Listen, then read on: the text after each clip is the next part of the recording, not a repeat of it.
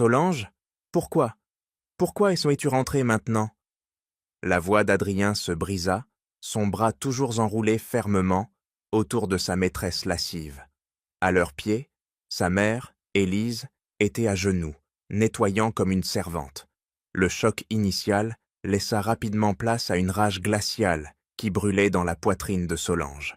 Elle ne pleura pas, elle ne cria pas.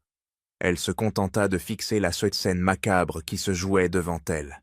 C'était la maison qu'elle avait achetée à la sueur de son front, et la femme qui était humiliée était son monde entier. Cette vision d'horreur n'était que le début d'une guerre sans merci, où la dignité serait sa seule arme. Si cette histoire vous touche, soutenez la chaîne en aimant, partageant et en vous abonnant. D'où nous regardez-vous? Dites-le nous dans les commentaires. La carlingue toucha la piste avec une douceur presque irréelle. À travers la vitre, la ville s'allumait comme une respiration tranquille. Solange Valois se sentit brièvement portée par l'écho du contrat qu'elle venait de signer. Ce petit soulagement propre aux victoires propres. Elle remercia le chauffeur, envoyé par l'entreprise, et choisit un taxi. Elle voulait arriver seule, sans protocole, comme si la maison pouvait l'accueillir avec l'odeur de jasmin et le pas léger de sa mère Élise dans le jardin. Dans la voiture, les tours qu'elle avait fait bâtir défilaient, mais ne lui parlaient ni pas. Son esprit était déjà au portail, à la poignée froide de la porte, au regard surpris de sa mère quand la clé tournerait. Le taxi s'éloigna et elle descendit avec un sourire discret. Devant le portail de la villa, un détail la heurta. Le battant était entr'ouvert, une fente sombre, une négligence impossible. Élise n'oubliait jamais. Solange poussa doucement, la charnière grinça. Le jardin l'engloutit dans un silence trop épais. Pas de parfum de jasmin, pas de froissement d'arrosoir, pas de rire de voisinage. Elle s'avança sur les dalles, prête à se traiter elle-même d'inquiète inutile, quand un courant d'air lui apporta un mélange de senteurs lourdes. Une effluve de parfums bon marché, de vin renversé, et quelque chose d'âpre qui collait au mur. La porte d'entrée n'était pas verrouillée. À l'intérieur, un désordre paresseux s'étalait. Une veste jetée sur le bras d'un fauteuil, des verres tachés, une assiette avec des miettes grasses. Puis, un éclat de rire monta du salon. Un rire fin, moqueur, que Solange ne connaissait pas. Elle sentit sa nuque se tendre. Elle traversa le hall, posa sa main sur la poignée du salon et prit une inspiration précise, comme avant de signer une clause difficile. Elle poussa. Le tableau la frappa si fort qu'elle eut l'impression que l'air se retirait de sa poitrine. Au centre du tapis perçant qu'elle avait offert à sa mère, une flaque de vin sombre s'étalait comme une brûlure. À genoux, Élise frottait la tache avec un chiffon blanc devenu rose, le dos arrondi, la main tremblante. Au-dessus d'elle, Adrien portait une robe de chambre, ouverte sur le torse, un verre à moitié plein dans une main, l'autre main posée comme une main de propriétaire autour de la taille d'une jeune femme en chemise. Camille. Les deux regardaient Élise avec cette complaisance froide des gens sûrs de leur impunité. Adrien leva le menton, sa voix coula avec un sourire coupant. Plus propre, Élise. Même cela, tu le fais mal. Tu devrais remercier qu'on te laisse finir. Camille ricana et laissa tomber un morceau de biscuit près de la flaque. Attention, mamie, tu vas salir encore. Les mots glissèrent jusqu'à Solange comme des gouttes acides. Un instant, tout cogna dans son crâne. Puis, la fièvre retomba. Elle sentit revenir cette froideur nette qui lui avait servi tant de fois. Pas de cris, pas de larmes. Son regard se noircit et s'ancra. Elle entra. Ses talons frappèrent tôt le parquet avec une régularité calme. Adrien sursauta. Camille redressa les épaules. Solange ne regarda ni l'un ni l'autre. Elle alla vers sa mère, posa une main ferme sur l'avant-bras d'Élise. Sa voix sortit claire, basse, sans un tremblement. « Maman, lève-toi. » Élise releva la tête. Dans ses yeux brillèrent la honte et la peur. Solange serra doucement le bras de sa mère et l'aida à se mettre debout. Elle passa la main sur la jupe d'Élise comme pour chasser une poussière invisible. « Tout va bien, dit-elle. Respire. » Les doigts d'Élise se crispèrent sur la main de sa fille, puis se détendirent. Alors seulement Solange tourna le visage vers Adrien et Camille. Son regard alla de l'un à l'autre, précis, impitoyable. « Vous avez 3 minutes pour vous habiller, ramasser vos affaires et sortir de chez moi. » Adrien cligna des yeux, puis tenta un sourire de circonstance.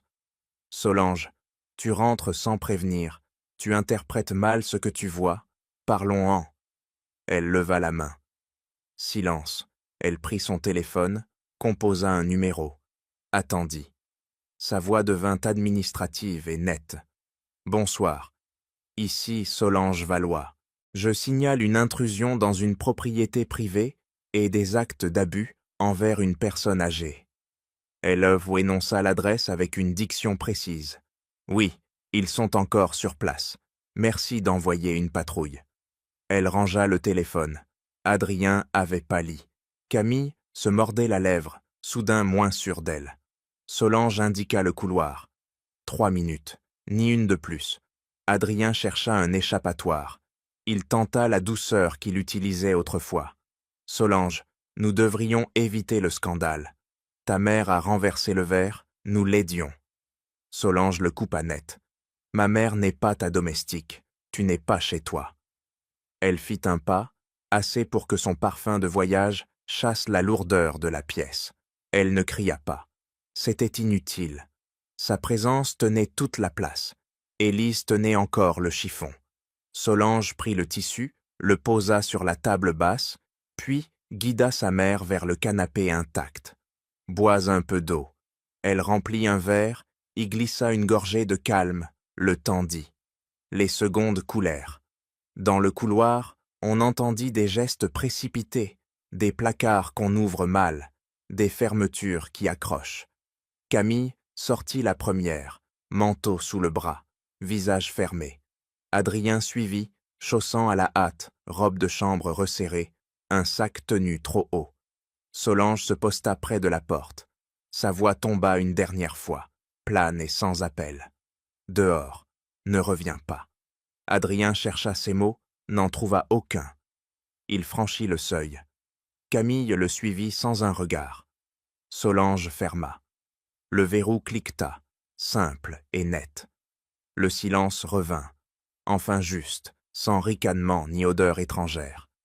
Elle resta debout un instant, le front contre le bois frais. Puis elle retourna auprès d'Élise. Sa main chercha celle de sa mère et la trouva. Les phares d'une voiture glissèrent sur le tapis et s'éteignirent. Dans la maison, le combat commençait vraiment, mais ce soir, il suffisait de tenir droite la dignité. Solange inspira et resta immobile auprès de sa mère, comme un rempart tranquille. La sirène s'éteignit au portail. 2 policiers traversèrent Tom l'allée, l'un aux tempes grises, l'autre encore jeune, regard curieux. Solange les accueillit sur le pas de la porte, les épaules droites. Elle avait déjà rangé les verres sales et ouvert les fenêtres pour chasser l'odeur de vin. Élise restait assise, mains jointes, un peu pâle, les yeux fixés sur le tapis. L'agent aux tempes grises prit la parole, voix posée. « Monsieur Valois et la jeune femme sont encore sur place. » Solange répondit calmement. « Ils sont partis il y a quelques minutes, après mon appel. » L'agent hocha la tête sans noter. Il balaya la pièce du regard, observa la flaque en train de sécher, le chiffon humide sur la table basse, puis s'arrêta sur Élise. Il sembla mesurer les apparences plus que les faits. Il demanda les papiers du domicile. Solange sortit le dossier préparé de longue date, titre de propriété, copie de sa pièce d'identité. Elle parla d'un ton net, presque administratif, comme au bureau.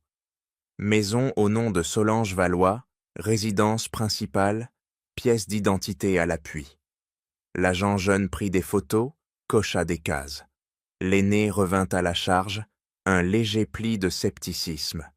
vous confirmez qu'il ne s'agit pas d'une dispute familiale ordinaire. Solange soutint son regard. Il s'agit d'une humiliation et d'un abus envers une personne âgée. L'agent se tourna vers Élise. « Madame, souhaitez-vous déposer plainte ?» Élise sursauta comme si on venait de la réveiller dans un mauvais rêve. Sa voix trembla. « Non, il n'y a rien. C'est moi qui ai renversé le verre. Je suis maladroite. » Elle évita le regard de sa fille, cherchant le bord de son foulard avec des gestes nerveux. L'agent nota, puis reposa son stylo. Sans plainte de la personne concernée, nos moyens d'action sont limités. Nous pouvons conseiller de déposer une main courante. Nous repasserons si les individus reviennent. Solange sentit une résistance muette se lever en elle. Elle dit d'une voix basse, « J'ai signalé une intrusion. » Il hocha la tête, prudent. Sans effraction constatée et sans plainte, cela restera un différend privé. Nous enregistrons votre appel et nous patrouillerons dans le secteur. La phrase tomba comme une porte qui se ferme doucement. L'agent jeune adressa à Élise un sourire trop gentil. « Reposez-vous, madame. » Ils prirent congé. La maison retrouva un silence qui pesait 2 fois plus lourd. Solange s'agenouilla devant sa mère. Sa main chercha celle d'Élise. « Maman, viens avec moi, ailleurs pour cette nuit. » Élise tenta d'esquisser un refus et renonça. Elle se laissa guider jusqu'à la chambre pour récupérer un sac. Solange glissa quelques vêtements, les médicaments, un livre que sa mère aimait ouvrir au hasard. Elton sortit par la porte latérale, évitant de repenser au salon. Le taxi les déposa devant un hôtel discret.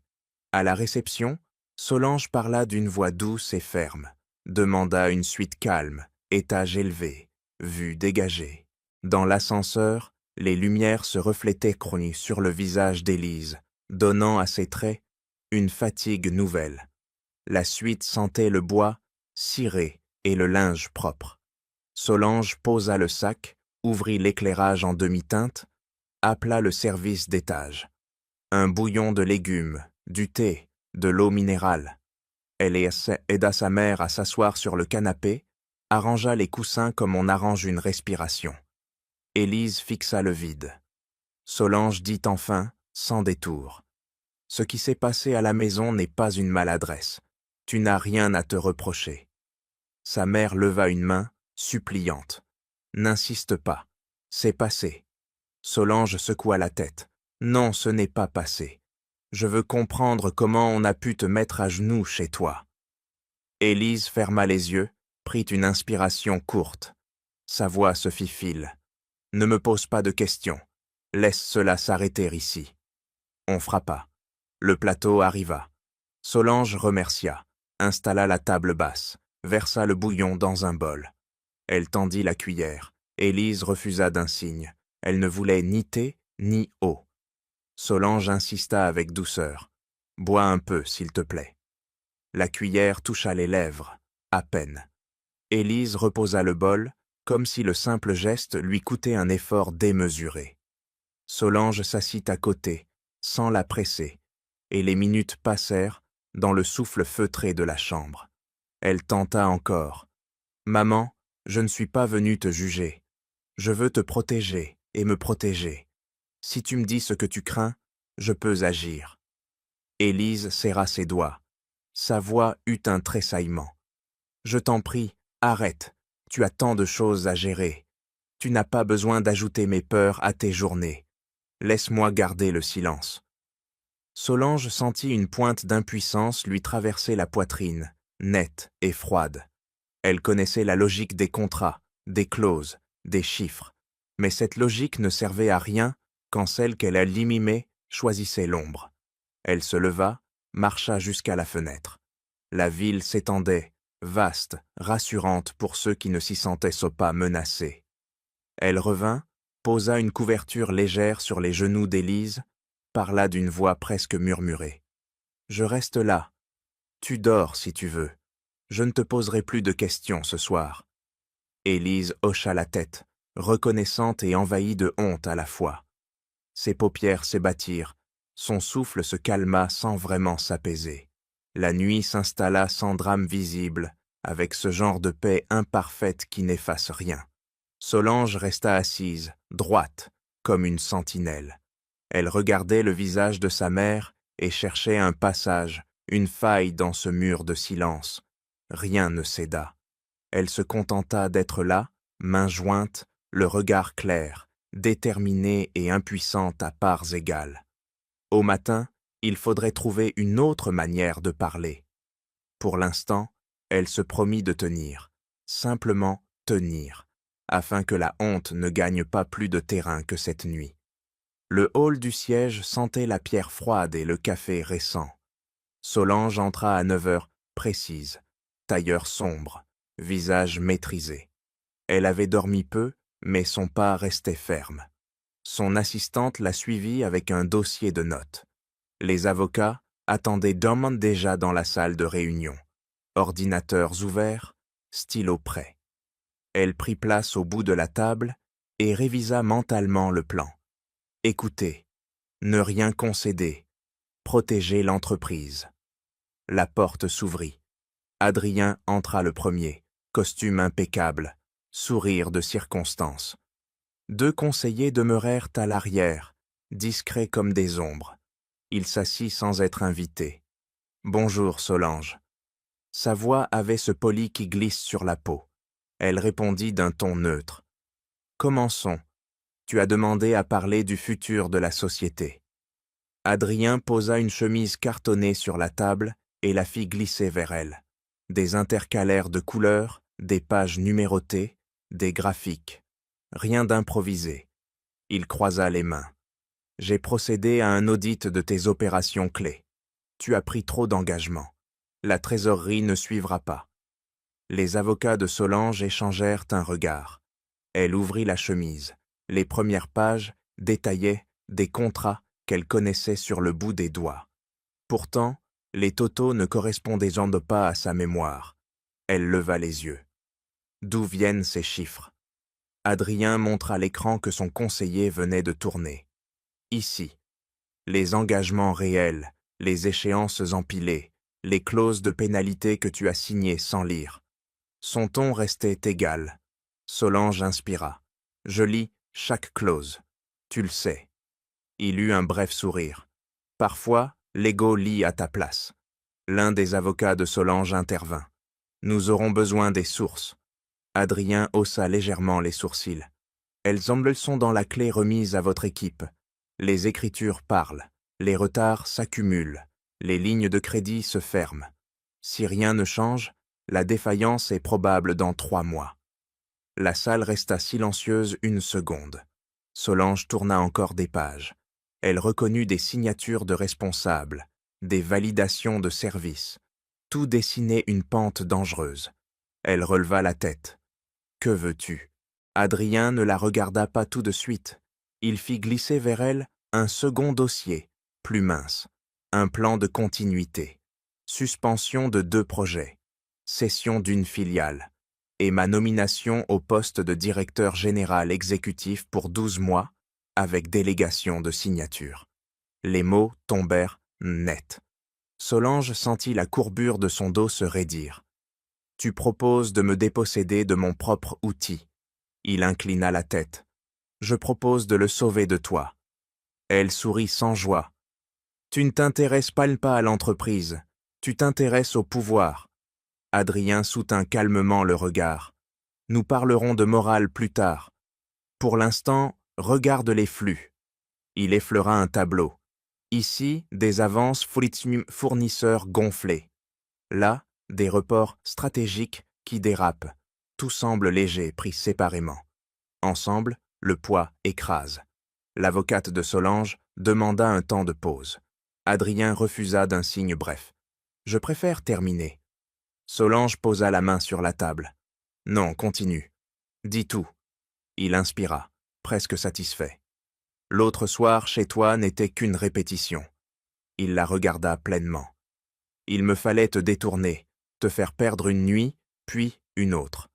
Te faire douter de ta propre maison et de tes réflexes. Quand tu es en colère, tu cesses de surveiller les chiffres. ta mère est ta faiblesse. Tu l'aimes au point de tout oublier. » Elle perçut le tremblement qui lui monta au ventre. Elle le repoussa en silence. La voix d'Adrien se fit douce et froide. « Je n'ai pas besoin de te détruire publiquement. Il me suffit que tu sois occupé ailleurs. » Il fit un geste vers les documents.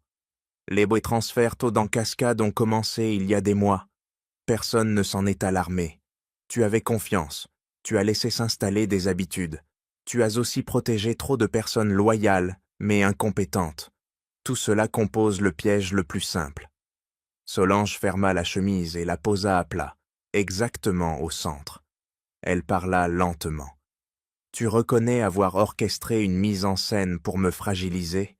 Tu prétends avoir découvert des failles que tu as toi-même creusées par ton influence. » Il leva une main. « Je n'ai jamais signé à ta place. J'ai seulement poussé les tendances où elles voulaient aller. » Il sourit à peine. « Tu es brillante, Solange, mais tu n'es qu'une personne. L'entreprise, elle, est une bête qui exige des sacrifices. » L'assistante entra discrètement avec un plateau d'eau et ressortit. Solange ne toucha pas au verre. Elle regarda ses avocats. « Je veux la copie intégrale, les sources brutes, les dates exactes, les métadonnées, tout ce qui permet de retracer l'origine des chiffres. » Puis elle revint à Adrien. « Et je veux t'entendre le dire clairement. Quel est ton objectif final ?» Il ne cligna pas. « Prendre la barre, redresser, vendre ce qui étouffe, rétablir la confiance des banques. Ensuite, je te rendrai une structure propre que tu pourras repeindre à ta couleur. » Un rire court échappa à Solange, sans amusement. « Tu crois que les gens te suivront ?» Adrien répondit sans vanité. « Je sais parler aux hommes en costume. Ils aiment les sauveurs temporaires. Ils n'aiment pas les dirigeantes qui résistent. » Il ajouta presque doucement. « Ne te battons pas contre la vague. Tu t'épuiseras. Laisse-moi faire le sale travail. » Solange se leva. Son fauteuil glissa sans bruit. Elle sentit le sol solide sous ses talons, cette sensation qui la ramenait à elle-même. Elle rassembla la chemise d'un geste précis. « Merci pour ta présentation. Nous l'étudierons d'un point de vue strictement juridique et des financiers. Toute décision appartiendra au Conseil à la lumière de vérifications indépendantes. » Adrien resta assis, les doigts gaumes joints. Il murmura presque « Tu perds du temps. » Elle répondit sans hausser la voix. « Je récupère du temps. » Il se leva à son tour. Un éclat passa dans ses yeux. « Je t'ai vu vaciller. Tu vacilleras encore. » Elle ne scia pas. « Sors de ma salle. » Adrien contourna la table, s'arrêta près de la porte, se retourna une dernière fois. « Tu sais où me trouver quand tu accepteras la réalité. » Il disparut. La pièce parut plus grande. Solange resta debout un moment, la chemise serrée contre sa paume. Elle respirait avec méthode. Elle donna ses instructions d'un ton clair. Vérification ligne à ligne. Convocation des directeurs. Gel immédiat des dépenses non essentielles. Rapport d'audit interne sous 48 heures. Puis elle se retrouva seule. La tristesse la frôla. Elle pensa à Élise. Elle pensa aux chiffres. Elle fit le choix de ne penser qu'aux chiffres.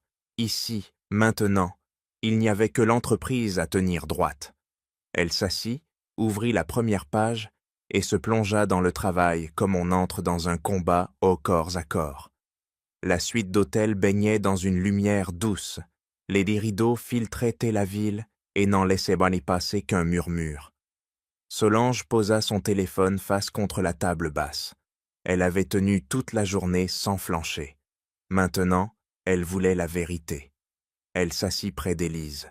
Les mains de sa mère restaient nouées sur ses genoux, comme si elle craignait de lâcher quelque chose d'invisible. Solange parla sans détour, la voix basse pour ne pas effrayer davantage. « Maman, je ne te demande pas de revivre la scène. Je te demande ce qui la tient encore en place. De quoi as-tu peur ?» Les doigts d'Élise tressaillirent. Elle détourna les yeux vers la fenêtre, puis vers le sac posé à portée de main. Sa gorge se serra. Elle finit par souffler d'un ton rauque. « Pardon, J'ai cru bien faire, j'ai cru te protéger. Solange sentit une pointe froide lui traverser la poitrine. Protéger de quoi? Élise ne répondit pas. Elle prit le sac, l'ouvrit avec une élastation de coupable et en sortit une tablette mince. L'écran s'alluma sous sa main. Elle la tendit à Solange avec un geste qui disait plus que n'importe quelle phrase. « Regarde si tu en as le courage. » Solange inspira, posa l'index et découvrit un dossier verrouillé par un code simple. Le prénom de sa mère, suivi d'un chiffre. Elle fronça les sourcils. À l'intérieur, une série de sous-dossiers classés par mois, puis par thème. Courriel, conversation, transaction, images. La précision clinique d'un montage destiné à convaincre. Elle ouvrit Courriel. Le premier message affichait sa propre adresse. On y lisait des échanges avec un contact étranger au ton assuré sur des commissions officieuses et des circuits discrets. Les détournures sonnaient même presque justes, assez pour troubler une lecture rapide. Elle parcourut la signature, les en-têtes, les pièces jointes. Tout semblait à sa place. Elle sentit une colère froide monter, non pas contre sa mère, mais contre la main qui avait fabriqué ce mensonge. Elle passa à conversation. Des captures montraient un dialogue entre elle et un rival direct sur le marché. On y parlait de rendez-vous nocturnes, de documents à faire disparaître. Les mots de Choisy imitaient sa sobriété, mais trahissaient une lourdeur que Solange repéra aussitôt. Elle ferma l'onglet, cherchant une respiration plus stable. Image. Elle hésita une seconde, puis appuya. Une vidéo se lança. On y voyait une femme lui ressemblant, silhouette, posture, façon de tourner la tête. Le visage avait sa forme, ses pommettes, sa bouche. Cette femme entrait dans une suite, se penchait vers un homme sur un canapé, posait la main sur son épaule, murmurait. Le timbre de la voix n'était pas tout à fait le sien, mais l'oreille non entraînée n'y verrait qu'une nuance de fatigue. Solange sentit sa nuque se raidir. Elle fixa l'angle de la mâchoire, la façon dont l'ombre bougeait sur la joue. Elle reconnut le travail, une incrustation fine, une retouche du grain de peau, une synchronisation du son, du deepfake de haut niveau. Elle arrêta la vidéo, posa la tablette sur ses genoux, garda le silence pour ne pas laisser la rage parler avant la pensée. Sa mère murmurait à peine. On me l'a montré en me disant que c'était toi. Je n'ai pas voulu y croire. Puis j'ai vu d'autres fichiers, des relevés, des virements avec ton nom en filigrane. On m'a dit que si je faisais des histoires, la police verrait tout cela et te prendrait pour une criminelle. On m'a dit que la presse déchirerait ta réputation, que tu perdrais tout. Je n'ai pas su quoi faire. Alors j'ai voulu gagner du temps. Rester calme, rester utile, me taire, servir. Le mot resta en suspens, lourd et humiliant. Solange posa sa main sur celle d'Élise. Sa voix se fit ferme et douce. Ce que tu as fait par peur, c'est ce que n'importe quelle mère aurait fait. Mais ce que tu as vu n'est pas la vérité. C'est une fabrication. Le regard d'Élise trembla. Comment peux-tu en être si sûre? Solange désigna l'écran. Le reflet de la lampe sur la pupille est constant, alors que la tête bouge. La compression saute au même endroit dans deux séquences différentes, et mon timbre se brise sur les consonnes, ce que je ne fais jamais. Elle inspira plus profondément. Ses courriels reprennent des éléments publics et les réarrangent. Cette manière d'abréger certains mots ne m'appartient pas. Les métadonnées sont probablement truquées, mais elles laissent toujours une trace. Je la trouverai. Élise porta une main à sa bouche. Sa voix se brisa. Il m'a dit que tu étais perdu et qu'il avait des moyens de te sauver si je restais tranquille. Il m'a montré tout cela comme des preuves. Il a dit que sinon tu irais en prison. Je l'ai cru. Je t'ai demandé pardon en silence chaque soir. Solange serra les doigts de sa mère. Tu n'as pas à me demander pardon. Elle avala sa colère comme un noyau dur. Dis-moi simplement qui t'a remis cette tablette. Élise ferma les yeux. Adrien. Et l'autre. La jeune. Il souriait, comme des gens certains d'avoir déjà gagné. Ils m'ont dit de garder l'objet sur moi, de ne pas t'en parler. Ils repasseraient quand ils voudraient. Solange entendit dans sa tête le clic discret d'une serrure qui se ferme. Ce n'était plus une affaire d'orgueil blessé. C'était une attaque à la racine. Ellie, elle éteignit la tablette, la glissa dans son sac. Elle parla sans emphase. « Je vais faire analyser chaque fichier. Je vais remonter jusqu'à l'origine. Je veux que tu oublies la honte qu'on a posée sur tes épaules. Tu n'as rien fait de mal. » Élise hocha la tête, les yeux mouillés mais plus nets. Elle souffla comme si une pierre quittait sa poitrine. Solange se leva, alluma la lampe du bureau, sortit un carnet. Elle nota des points précis, les titres des dossiers, l'ordre de découverte, le code utilisé. Elle nota aussi le geste de sa mère, sa voix, son hésitation. Tout ce qui, demain, servirait à reconstituer la scène avec rigueur. La nuit ne promit aucune paix. Pourtant, quelque chose venait de changer. Entre elles, une parole avait enfin circulé. Solange replaça la couverture sur les genoux d'Élise et s'assit tout près. Elle sentit la fatigue, mais la repoussa. Elle ne lâcherait pas. Elle tiendrait le fil de la vérité avec la même concentration qu'elle tenait une signature clé. Dans la chambre tranquille, elle regarda sa mère fermer les yeux et garda la veille, attentive, prête à affronter ce mensonge construit avec une patience de poison. Demain, elle irait chercher la preuve que le poison avait un auteur. Aujourd'hui, elle avait récupéré le souffle de sa mère. C'était un début. Le matin se leva sans indulgence. Solange sortit sur le balcon de la suite, la ville encore grise dans la fraîcheur. Elle laissa l'air froid lui laver le front.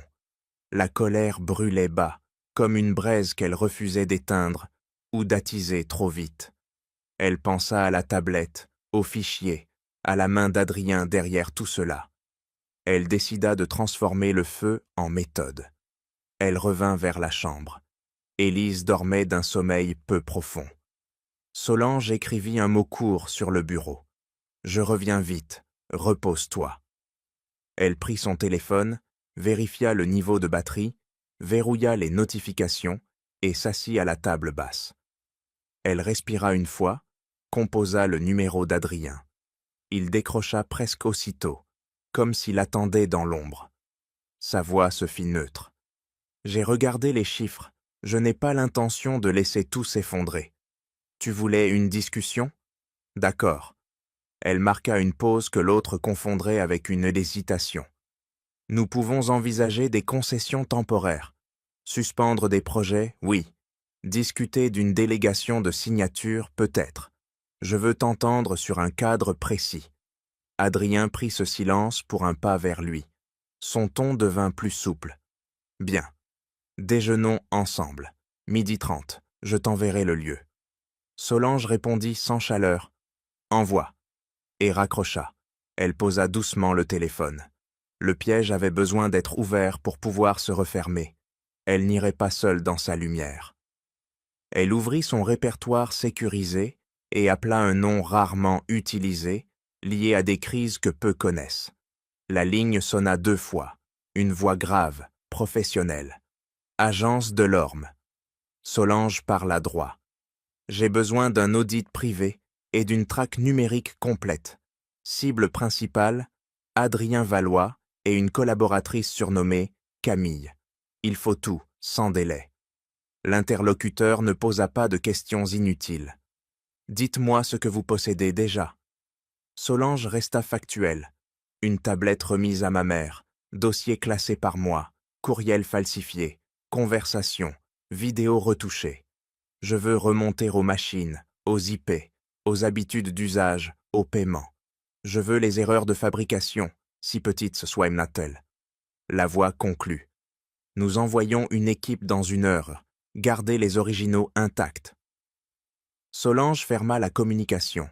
Elle changea de téléphone pour un modèle de secours, prit des photos des écrans sans ouvrir davantage les fichiers, nota l'heure et les conditions de lumière, puis rangea le tout.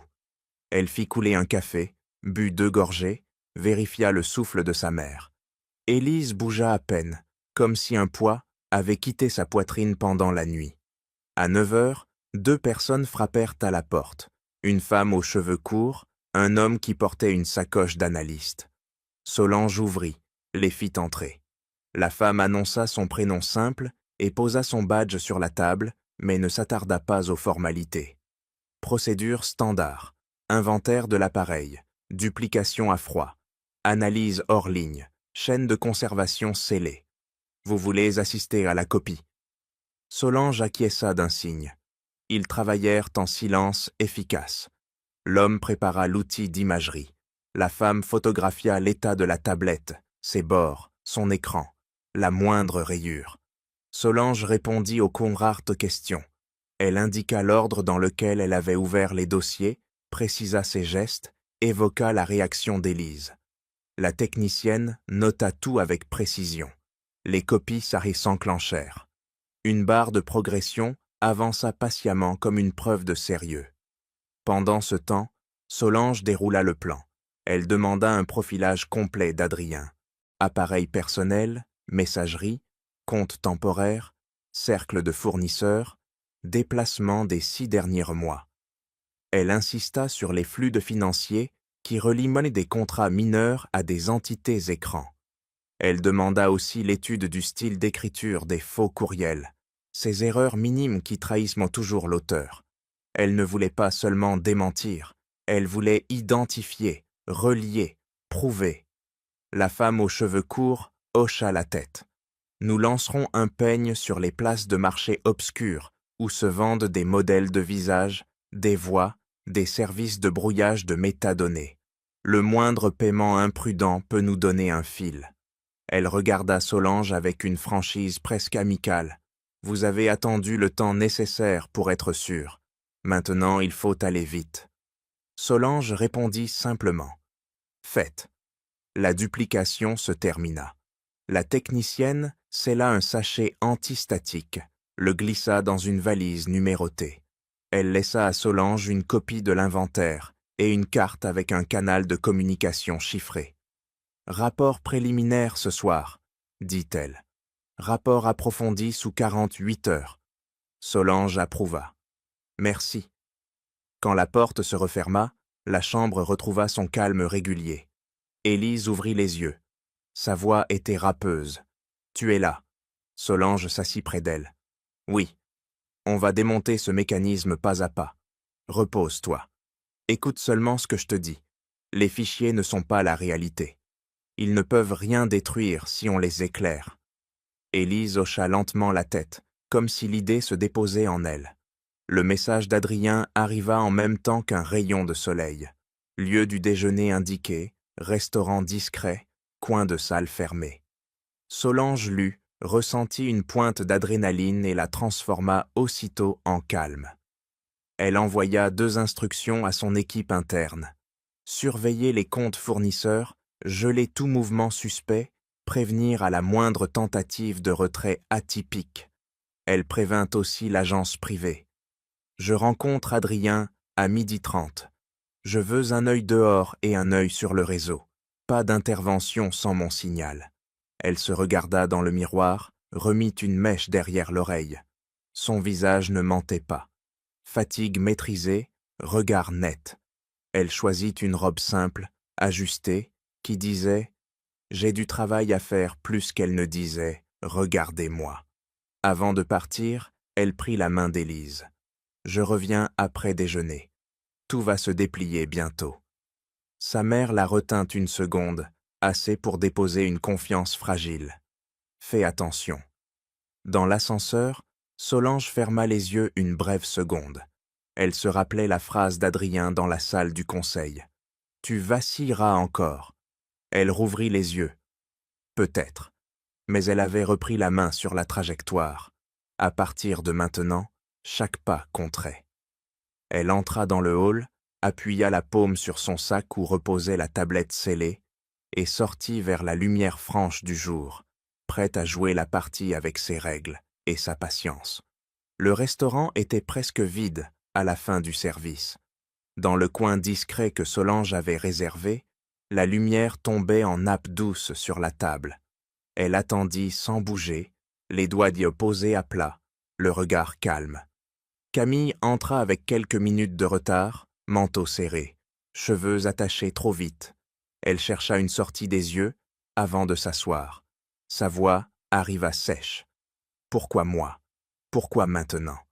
Solange ne perdit pas de temps. « Parce que tu as compris que ce jeu ne te protégera pas longtemps. Adrien aime gagner seul. » Elle glissa une enveloppe mince sur la table. À l'intérieur, 3 tirages photos, des captures d'écran, un relevé de rendez-vous. Camille les feuilleta. Son pouls accéléra. On y voyait Adrien avec un conseiller juridique qu'elle connaissait de nom. On y lisait des échanges où l'on parlait d'un recrutement externe pour un poste qu'il lui avait promis. Camille eut un rire sans joie. Voilà donc combien vaut ma loyauté. Solange parla simplement. Tu sais faire des merveilles avec du code. Lui sait te rendre invisible après usage. Voici ce que je propose. Tu m'apportes les origines des fichiers, les machines, les scripts, les traces complètes. En échange, un transfert légal sur un compte que tu choisis, des papiers pour repartir si tu veux, et un accompagnement pour un nouveau départ. Pas de chasse inutile, seulement une issue propre. Camille garda le silence. Elle plia et déplia la bordure de l'enveloppe. « Qu'est-ce qui me dit que tu n'es pas comme lui ?» Solange soutint ses yeux. « Je n'efface pas les gens, je ne mens pas sur la réalité. Tu as fabriqué de faux courriels et une vidéo truquée. Je ne te demande pas de te justifier. Je te demande de dire comment et pour qui. Et je te laisse partir avec un contrat qui te protège si on revient te menacer. » Camille regarda la salle désertée comme si l'air y devenait respirable. Elle posa la main sur la table. « D'accord, mais je veux un canal sûr, pas un simple échange à la va-vite. » Solange hocha la tête. Elle sortit un petit téléphone scellé, une clé matérielle et un carnet avec des consignes écrites à la main. Canal chiffré, procédure de double authentification hors ligne, rendez-vous à heure fixe pendant 3 jours. Elle ajouta une phrase que Camille n'attendait pas. « Tu as du talent, tu le sais. Ne le laisse pas servir ceux qui écrasent. » La jeune femme eut un bref mouvement de recul, comme si une pensée qu'elle évitait venait de se montrer. Elle rangea le matériel dans son sac. « Je peux livrer les journaux système et la preuve des sessions à distance, mais certaines d'autres traces passent par des serveurs loués ailleurs. Il faudra pister l'argent. » Solange sourit sans douceur. « Nous suivrons l'argent. L'équipe technique était déjà au travail. Toi, tu donnes de la clé d'entrée. » Camille respira plus librement. Ses épaules se détendirent. Elle se pencha et parla bas. Adrien a utilisé un kit de synthèse vocale et un modèle de visage acheté via un intermédiaire. Les courriels ont été composés sur une machine dédiée sans historique personnel. Il m'a donné le corpus public de ta communication pour imiter tes tournures. J'ai assemblé et nettoyé. J'ai eu le doute, mais c'était mon contrat. Solange ne jugea pas. Elle nota mentalement chaque détail. Elle demanda les alias utilisés, les fuseaux d'horaires réglés pour brouiller les pistes, les horaires de compilation. Camille répondit avec précision. Au fil des phrases, elle cessa de se protéger derrière la vitesse et la technique. Sa voix prit le poids de quelqu'un qui décide enfin. Le serveur apporta 2 cafés. Camille ne toucha pas au sien. Elle posa une question qui sonnait comme un dernier test. « Que feras-tu si je me rétracte demain ?» Solange répondit sans s'éloigner du réel. « Alors je continuerai sans toi. Mais tu t'exposerais à Adrien, pas à moi. Entre nous, il y a une offre écrite et datée. Entre toi et lui, il n'y a que la parole d'un homme qui t'effacera au premier danger. » Camille regarda l'empreinte de sa tasse sur la soucoupe, puis releva la tête. « Très bien, je te donnerai les fichiers maîtres et les scripts, et la vidéo d'atelier où il me demande de coller ta voix sur une piste neutre. Tu auras ce moment-là. » Sa main trembla légèrement. Elle écrivit un horaire et un lieu sur une serviette, la glissa vers Solange. « Ce soir. » Discrètement. Le départ se fit sans effusion. Solange resta quelques minutes seule, la serviette pliée dans sa paume.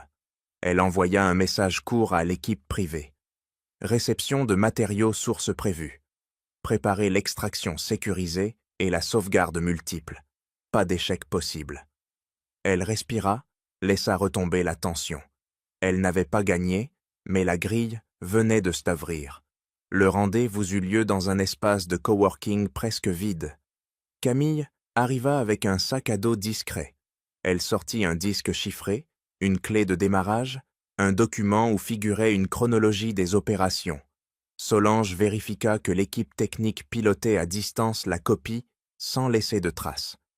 Camille expliqua en détail la genèse du montage, les limites, les erreurs qu'elle avait repérées trop tard. Par moments, sa voix tremblait, puis se rétablissait. Elle finit par dire presque bas : « Je ne suis pas fière, je ne cherche pas d'excuses. Je veux juste ne plus appartenir à ce genre d'histoire. » Solange rangea la clé dans une pochette scellée. Elle signa le document prévu, déclencha le premier transfert et tendit le reçu. Elle ajouta quelques mots qui n'étaient ni une absolution, ni une condamnation. « Quitte la pièce quand tu veux. N'attends pas qu'on t'applaudisse. Tiens-toi droite et disparais à temps. » Camille acquiesça. Ses yeux brillèrent d'un mélange de fatigue et de soulagement. Elle passa la porte sans se retourner. Seule, Solange resta immobile une seconde. Elle sentit dans sa paume le poids réel d'un début de vérité. L'étau venait de céder d'un cran. Elle prit son téléphone, ouvrit le canal chiffré, informa l'équipe. Analyse immédiate. Conserver les empreintes. Croiser avec nos données. Elle pensa à Élise et à son souffle, enfin moins court. La fatigue la rattrapa, mais elle la tint à distance. Pas encore. Pas tant que les premières preuves ne seraient sans doute pas solidement ancrées. Elle sortit dans la nuit, tiède, le sac bien serré contre elle, et marcha avec ce pas mesuré qui dit oui au combat quand ils sont justes et quand ils doivent être menés jusqu'au bout. La salle du conseil brillait sous les spots froids. Les membres prenaient bonne place, dossiers ouverts, murmures courts. Solange entra la dernière, accompagnée de son secrétaire juridique. Elle salua sans s'asseoir, la main posée sur le dossier de sa chaise. Adrien était déjà là, le visage lisse, une chemise épaisse devant lui. Il fit un signe au président de séance. « Commençons. » Il se leva, parla d'une voix claire. La société court au-devant d'un mur. Des engagements mal calibrés, des lignes de crédit fatiguées, des signaux faibles ignorés. Il fit glisser des graphiques sur l'écran, enchaîna des courbes, appuya sur des totaux. Il conclut avec un calme satisfait. « Il faut une gouvernance provisoire. Je me propose pour assurer 6 à 12 mois de redressement. » Un administrateur demanda. « Vous avez des éléments concernant la direction ?»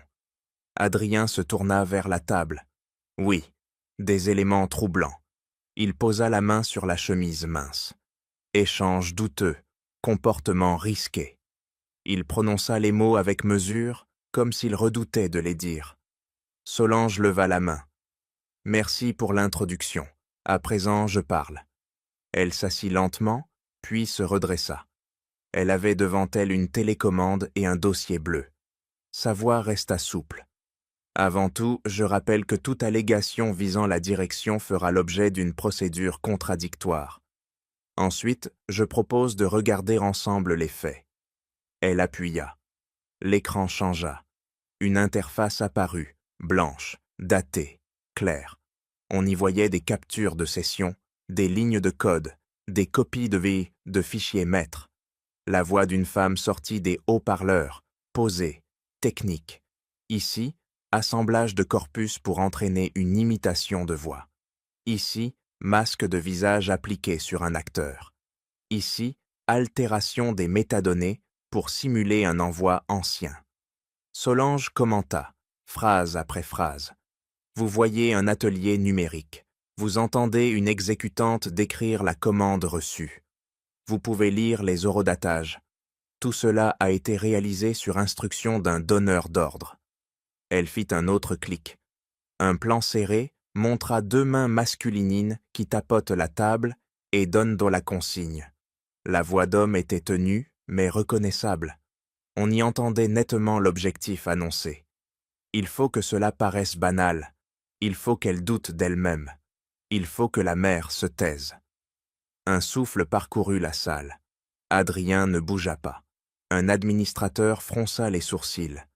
Qui parle? Solange répondit. Le donneur d'ordre. L'atelier était filmé par sécurité.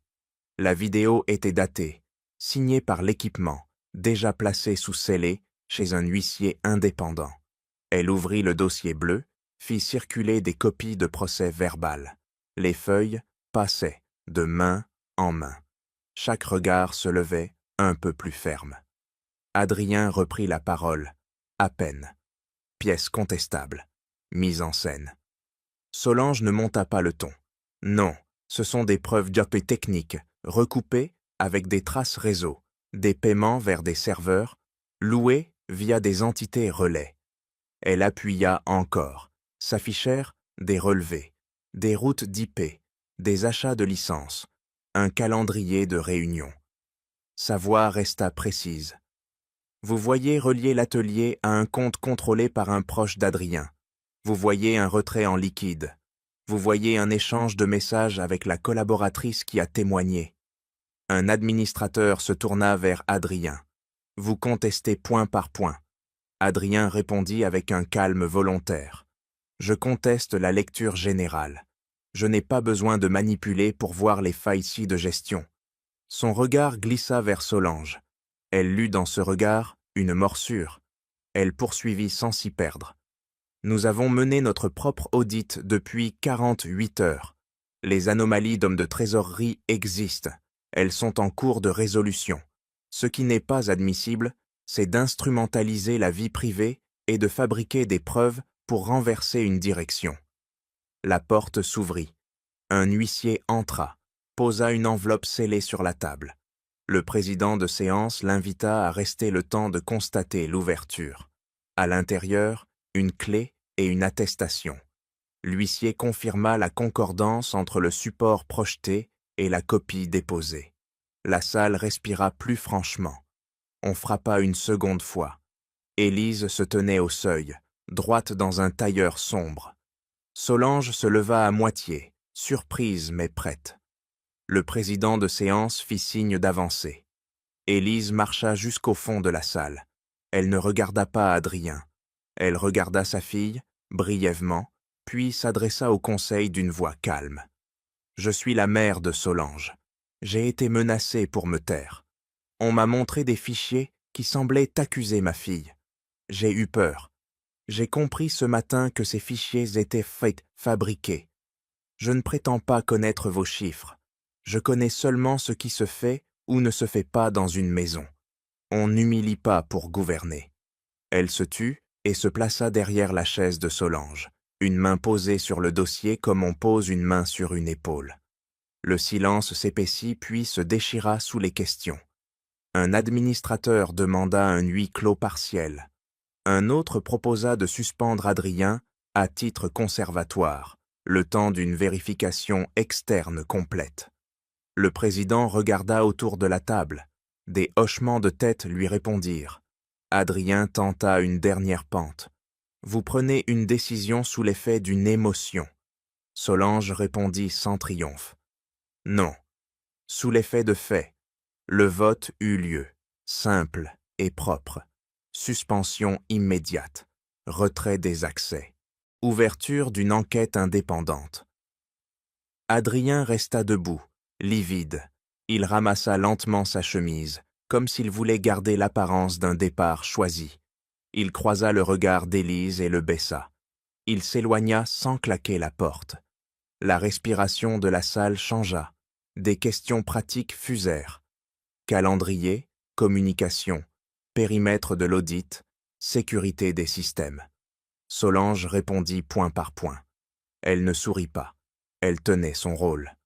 Quand tout fut décidé, le président la remercia d'un signe. Elle salua et sortit, accompagnée d'Élise. Dans le couloir, elles s'arrêtèrent. Élise serra la main de sa fille. Aucun mot ne vint tout de suite. Ce silence avait une autre texture. On y sentait un appui, pas une fuite. Solange ferma les yeux une seconde.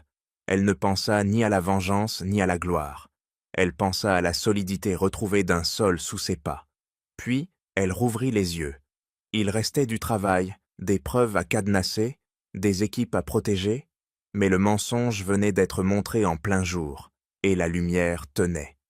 Le matin suivant avait la netteté d'une page neuve. Solange descendit de voiture devant le commissariat, accompagnée de son secrétaire juridique.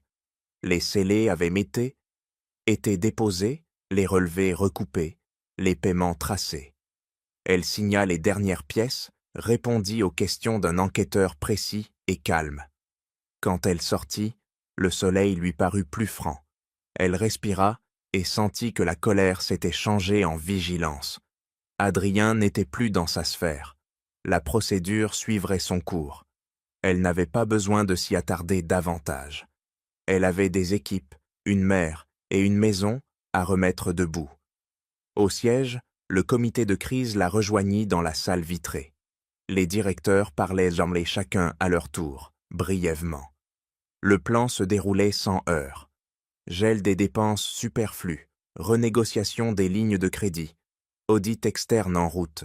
Solange valida les priorités, rectifia 3 détails, insista sur la protection des systèmes.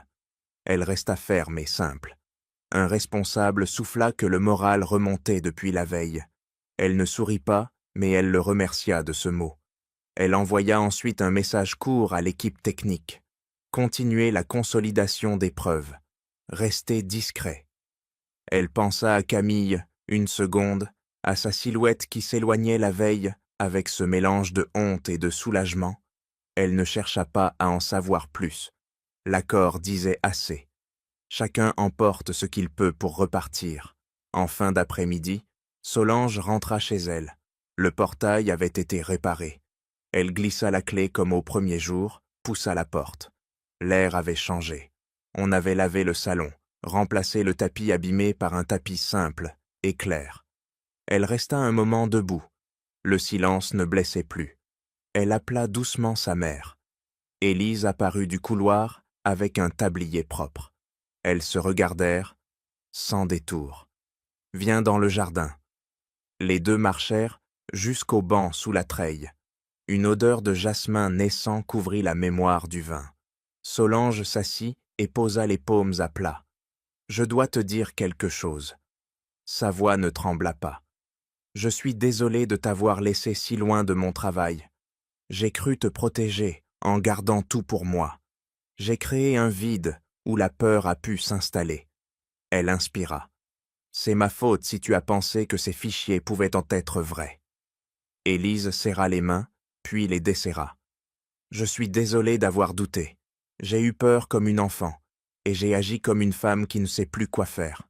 Je te demande pardon pour ce que tu as subi ici. Je voudrais effacer ces heures. » Solange regarda la pelouse. Il n'y a rien à effacer. Il y a à comprendre et à ne pas laisser revenir. Elles restèrent un moment sans parler. Les feuilles remuaient à peine. Solange reprit avec douceur. « Quand j'étais petite, tu disais que tout ce qui reste dans le noir finit par dévorer ceux qui l'acceptent. J'ai laissé le noir entrer entre nous. Cela n'arrivera plus. Tu sauras ce que je peux te dire. Et si je dois me taire pour le secret d'un contrat, je te dirai au moins que je me tais.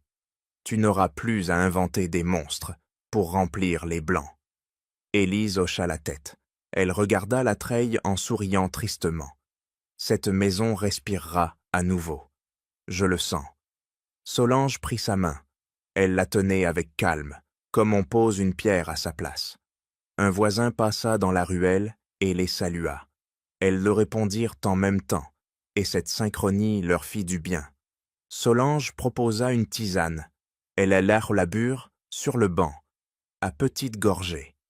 Élise s'autorisa quelques souvenirs du passé qui ne faisaient peu de mal à personne, des anecdotes simples, où la maison n'était qu'une maison. Solange écouta sans corriger. sans ramener la conversation vers les chiffres ou les procédures. Elle laissa les phrases descendre en elle comme de l'eau claire. La lumière s'adoucit. Solange ramassa sur la table du jardin le petit ordinateur qu'elle avait pris par réflexe et le referma. Pas ce soir. Elle sentit enfin la fatigue entrer sans gagner. Elle dit qu'elle voulait repeindre le salon d'une couleur claire et replacer au centre un tapis plus modeste, choisi ensemble. Élise approuva. Elles le décidèrent de remodeler chaque pièce avec une logique de douceur, rien d'ostentatoire, seulement des marques de paix. Plus tard, Solange accompagna sa mère jusqu'à la chambre, éteignit la lampe, referma la porte presque silencieusement. Elle revint dans le jardin et s'assit encore une minute sur le banc. La nuit commençait. Les fenêtres du voisinage faisaient briller des rectangles de vie tranquilles. Elle pensa à ce qui restait à conduire, au bureau, aux entretiens avec les banques, aux communications prudentes. Elle pensa à ce qu'elle venait de regagner. Un lien net, simple, entre deux personnes qui se parlent. Elle n'eut pas besoin de formuler davantage. Elle se leva, rentra et rangea son sac. Sur le buffet, elle posa un petit vase avec 3 fleurs. Ce détail lui suffisit comme signe pour elle-même. La maison avait retrouvé un battement normal. Elle se regarda une seconde dans la vitre, vit un visage moins tendu. Elle entendit Élise tourner dans son sommeil comme une barque dans un port sûr. Alors seulement, elle laissa tomber la garde, marcha jusqu'au canapé et s'y assit avec un livre. La première ligne ne disait rien de spécial et c'était justement ce qu'elle voulait. Dans cette simplicité, elle trouva la forme la plus certaine de la victoire.